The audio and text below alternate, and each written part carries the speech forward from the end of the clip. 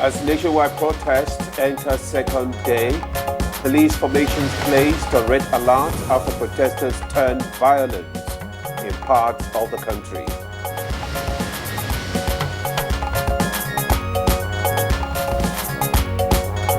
Curfew imposed in several states. Arrests made on hoodlums in protests.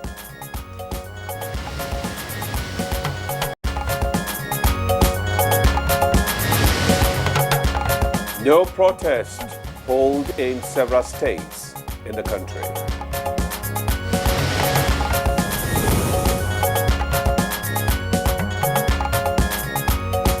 And on Good Morning Nigeria today, our focus is on dousing tension in the current nationwide protests.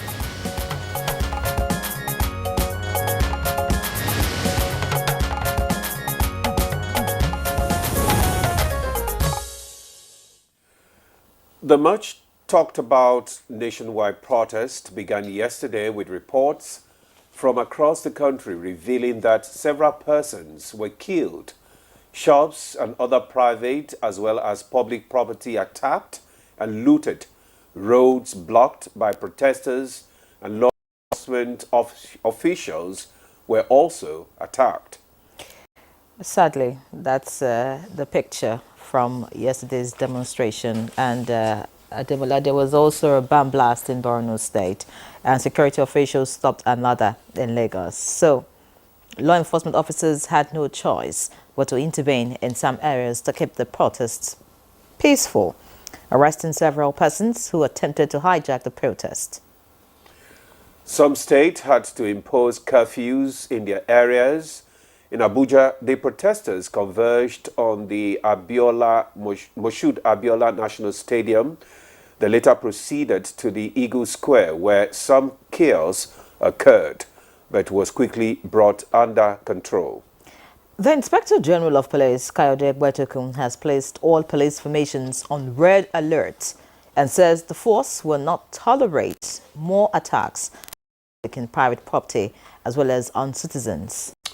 In Lagos, Rivers and few other states, police commissioners had to address protesters, but on several occasions, police officers had to do the needful to calm all forms of chaos, arresting several hoodlums in the process.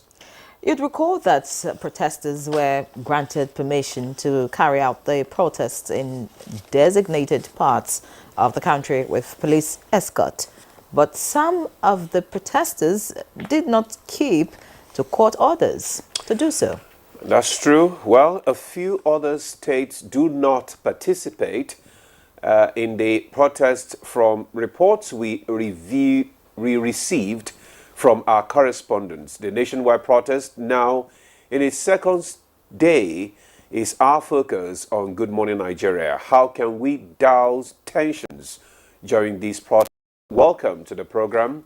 I am Ademola Adeoye.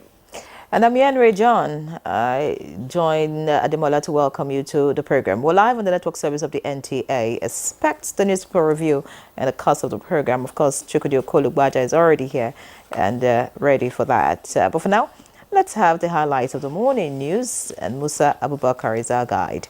Musa, good morning to you. Good morning, Ere. Good morning, Ademola. Here's the morning news. The Nigerian Police Force has placed all its commands, formations and units on red alert, and officers have been fully mobilized to respond swiftly and decisively to any further threats to public safety and order. The Inspector General of Police, Kayode Egbetokun, disclosed this at a media briefing in Abuja. Police is equipped to respond appropriately to the unfolding situations and will get assistance from other security including the military, if the need arises. We appeal to all citizens to remain calm and cooperate with the police and other security agencies during this challenging period.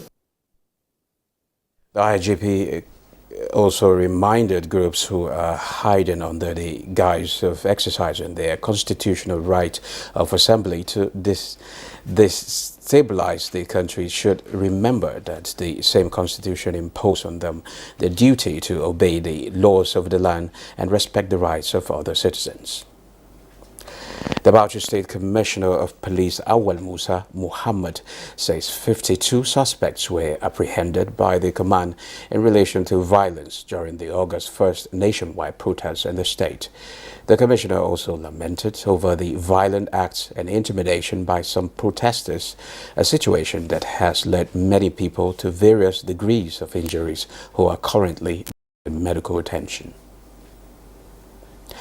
The Jigawa state government has declared a 24-hour curfew from midnight on Thursday till further notice.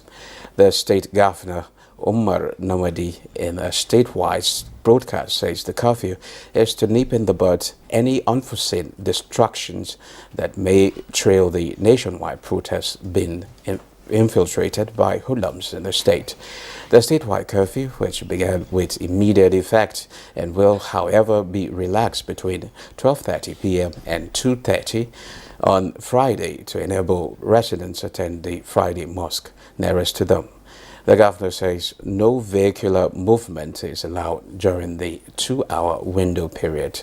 Omar Nabadi urges the citizens in the state to be law-abiding, as anyone found wanton will face the wrath of the law. As nationwide protests enter second day, Sultan of Sokoto, Muhammad Saad Abubakar III, has appealed for calm, restraint and caution. This is as violence is reported in parts of the country on the first day of the protests. Day one of the nationwide protest did not hold in Calabar, the Cross River State capital, as the situation may not be unconnected with the state governor, Senator Basio, to appeal and dialogue with various stakeholders and statewide broadcast to residents on the dangers of embarking on the protest.